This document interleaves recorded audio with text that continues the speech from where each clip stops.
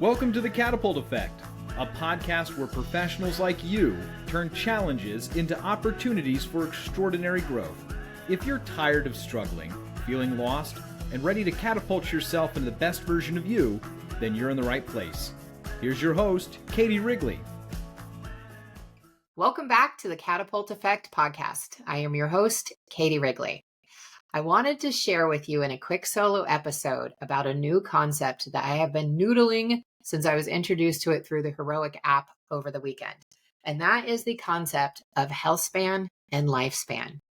So just a quick note on Heroic, and I'm going to put a link to it in the notes because this app has been absolutely life-changing. I started using it at the beginning of the year, and impactful is an understatement. All of the science that they put in behind the app, all of it is true in my experience, and then some. So I am going to make sure that that link is in the show notes. And Brian Johnson, the CEO of Heroic, is an incredible human being. And his whole mission of the company is for 51% of the world to be flourishing by the year 2051, which is a tall order to ask. We've got a big gap to fill there. And it's a beautiful mission that I'm 100% part of. My own vision and my company is to create a human experience without suffering. And suffering is exactly the difference between health span and lifespan. And that was the concept that Brian was talking about this weekend. And I really grabbed onto this. And I want to just focus. There is a long list, actually, if you Google it, or if you look it up on ChatGPT, which is what I did. But I wanted to just focus on a subset, just 3 parts of the list, so I'm not overwhelming you. So the thing to think about, your lifespan is your quantity of life. It's however long you're going to be on this earth. A whole lot of factors go into that. Your health span is your quality of life, the time that you spend within your lifespan where you do not have chronic disease, you do not have chronic pain, and you have a high quality of life. The traditional diet and medical model doesn't really support a health span that will go the length of a lifespan. That's why we see a lot more people moving into alternative methods. There is a lot that you can do to improve and increase your health span. And I'm proof of that. And so are so many other people. I've already had a decade or more where my health span, I don't know if we'd say it wasn't there, but it wasn't doing so great.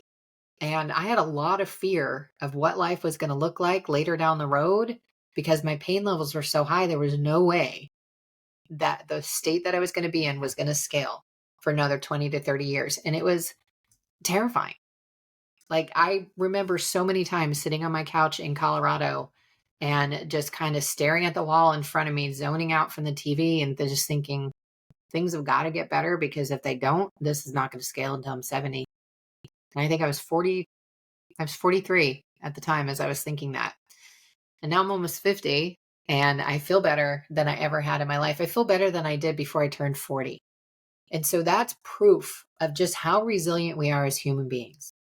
Now, I don't know yet what other damage I may wind up seeing from all my years of abuse and neglect of my own body.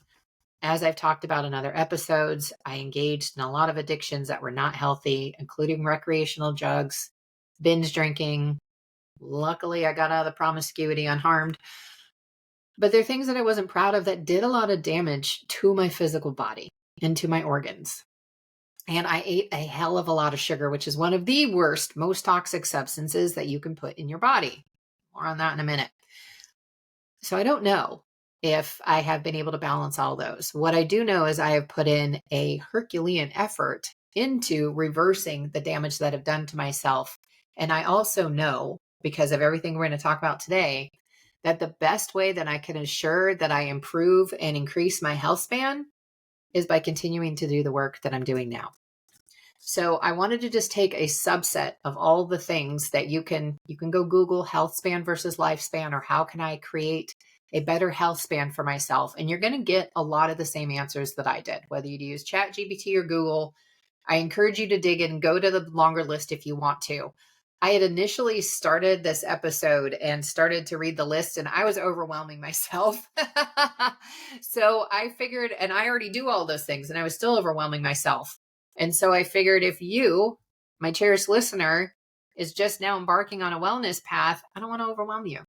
So we're going to stick to 3 of the areas that you've probably heard me talk about before.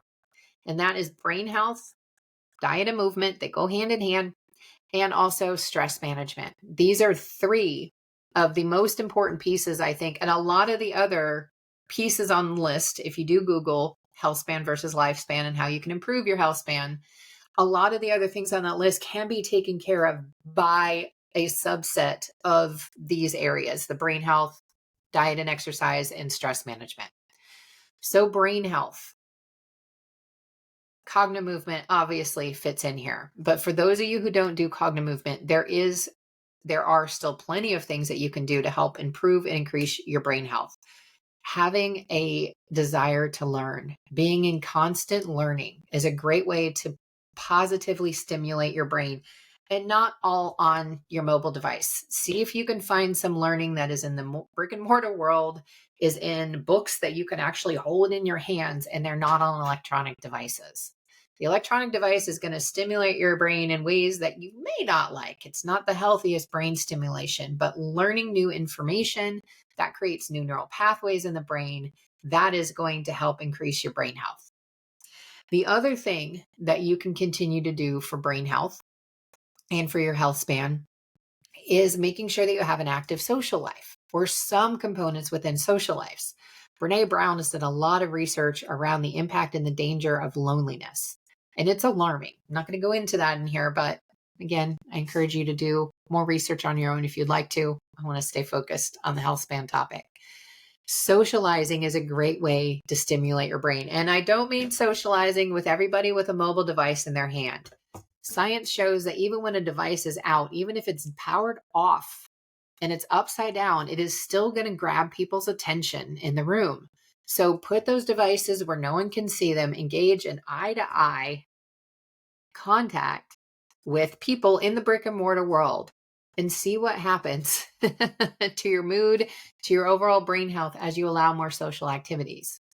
It can be really, really good to be around like-minded people. I just spent a week in California with my cognitive movement family and all the amazing people who showed up for Cogno Conscious, and witnessed profound changes. And that community and being able to be face to face, even though I had some distractions and wasn't as present as I had meant to be, I'm going to own that. I was still very, very present, and I got so much out of it, and I was able to connect so much more deeply, and it left me feeling really good. And so I encourage you to do the same and connect with people you can in your social life as well. And the other piece that you can do for brain health as well is starting to get more mindful. And there's a lot of different ways that you can do this, but I'm going to use an example that's actually going to segue into the stress management piece. So one of the ways that you can start to get more mindful, one of the things that tends to happen because our nervous systems are focused on the negative, not the positive, which means the information we're more likely to remember is the negative, not the positive, which also gives your monkey mind a chance to glom on to that negative information and go to town with it. And if you find yourself, let me rephrase that, when you find yourself with your mind spinning down that road, beating yourself up with all the shoulda, woulda, couldas that you quote unquote were supposed to have done, I want you to pause right there and ask yourself, does this hurt me or help me? Chances are it hurts you. So, okay, what is a thought that helps me? So let's say, just take an example I gave. I can look back at all the abuse I did to my body, and I can easily start spiraling on that. Does that hurt me or help me? Hurts me, right? Yes. What helps me is focusing on what I can do, which is the routine that I have had in place for 258 days now, maybe 259, for quite a while. And sticking to that routine because I know it helps me feel better, and I know that it is actually reversing a lot of the damage I did to myself. Focusing on the solution versus the problem is going to be good for my brain, and it's also going to be good for stress management. So this is where I want to pivot into the stress management piece. That is this thought hurting me or helping me? That is one of the greatest ways to start to bring mindfulness into your life, and it is also a great way to start to shift out of your stress. A couple other exercises that you can do to really help with stress and boost your confidence. Go back to all the challenges you've already overcome. When you feel like you can't do something or you're not going to go over this challenge, sit down, list out 10 things, write them out with your hand, pen and paper. Write out 10 things that you have done that you didn't think were possible. So, just to share a couple from my list, I had put myself into major debt multiple times and I got myself out of debt multiple times. I helped my drop zone become the first drop zone in the United States to get a little boy to legally skydive, keyword legally, without the Make-A-Wish Foundation. That was in 2012, one of the biggest accomplishments to this day. Another big accomplishment, and this is the one I go to whenever I think I can't do something and that monkey mind is trying to keep me in the thoughts that hurt. I went from disabled to half marathon in 6 friggin' years. That's pretty cool. Could I have done more? Probably. Could I have done less? Oh, hell yeah. And I did the best job that I could. And I'm really proud of the progress that I've made. Again, I can sit there and beat myself up, or I can go, hey, I actually did something really cool and I'm continuing this journey and this feels awesome. You have the same choices. I'm not trying to make this about me. I'm trying to hope that you see yourself in these stories. So I want you to pause this podcast right now, write down 10 things that you are proud of that you did that you didn't think you would do. Pause it now. Okay. Did you get your 10 things? Good. If you didn't, pause it. Well, if you're driving, then obviously wait until you stop driving. But if it is safe, then please pause or loop back after this podcast and go through this exercise. You will not be sorry. That is one of the best things that you can do to help start to shift your stress. That and is this thought hurting me or helping me? And you also want to kind of normalize it. And those pieces, the looking at everything you've already done, you're going to show your brain, hey, I didn't think I was going to be able to do these. And I did them. And that's going to help boost your confidence and help see that you don't actually have to stress that much. The other thing that you can look at is, financial stress is something that's been big with a lot of people. And look over the course of your life. Have you had financial stress before? Yes or no? Probably yes. And even if things weren't perfect, did you always figure it out some way, somehow? The answer is probably yes again. And go back to that. And then, so how likely is it that you're going to figure it out again? It's pretty dang likely. If you've done it before, you're going to be able to do it again. So start to show your brain some of the proof you already have about what a badass you are and how epically you can manage your life so you don't need the stress. And as someone who had a very long-running stress pattern, because for some reason, that was what felt safe for me until I started doing this work. And so I'm still undoing it in full disclosure. Am I still stressed? Oh, yeah. But am I as stressed as I used to be? No, nowhere near. Just a fraction of how stressed I used to be. And my stats show that. Both my blood work, my biometric stats, and my Aura Ring, everything shows a massive improvement in health from the reduction of stress that I have been able to do. And you will see the same in your life too.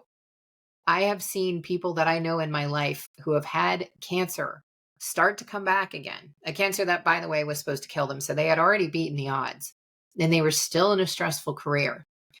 And the doctor pretty much told them, if you want cancer again, you can keep working. But if you would like to remain cancer-free, now is probably a good time to retire. And she retired. Health went way up. She found things that she loves doing. She has fulfillment in her life. And she is no longer in danger of getting cancer again or having it come back. And that was just from a shift in stress. This also leads me to the next piece.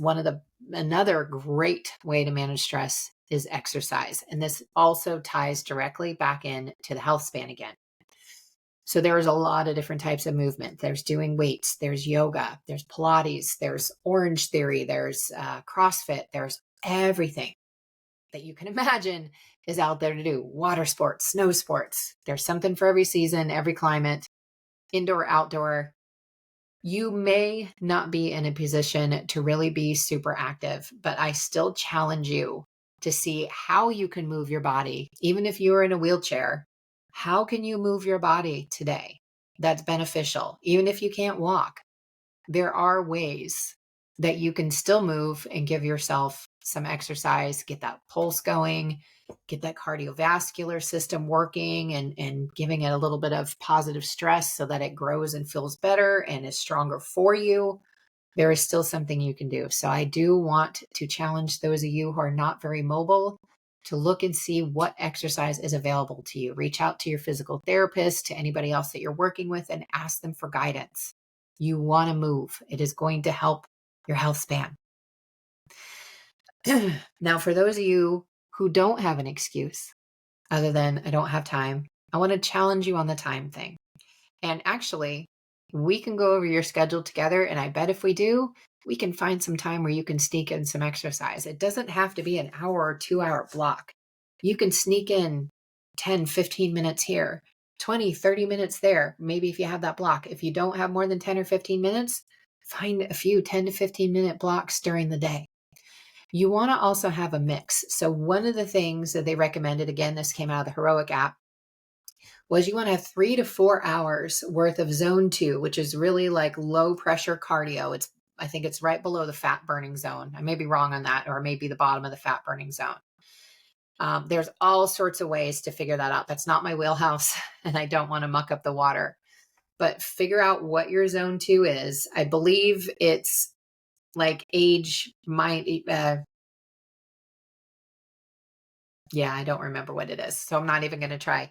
If you go back to the episode I had with Casey Ruff around diet, he actually talks about how to figure out what your zones are and what your optimal heart rate is. But you want to have 3 to 4 hours in that low aerobic intensity zone per week, which you can get just by walking. And it doesn't have to be a fast walk. You can actually take just a moderate pace walk or even like a slower paced walk and still get that benefit for yourself in the system. You also want to be doing some high intensity interval training to get up actually into your max zone, your anaerobic zone. I'm not sure what the guidelines are on that. I do know there's 3 to 4 hours of the regular exercise, and really the more you can move, the better. You also want to be building in some resistance, some strength training, and some resistance in there for your bone health too. And you want to be doing that resistance strength training 3 times a week. So I apologize, I'm not sure about the high interval training, but as far as the strength training and resistance, you want to do that 3 days a week. And you want to make sure you're getting 3 to 4 hours over the course of the week of zone 2 cardio. That's going to be some of the best things that you can do. They're also going to help brain health. It's also going to help with stress management. It's going to improve your health span. And it's also going to make you want to be more social too. So it gets so many benefits. And one of the things that can happen when you're in pain is that you get afraid that the pain is going to come back. And honestly, the fear around pain coming back, that can last a lot longer than the pain itself. And that was definitely the case with me. Find someone who can help guide you through that pain. Find an expert, not through the pain, through the fear. Find an expert who can help guide you through that fear so that you can get back into the exercise that you want to do. All right.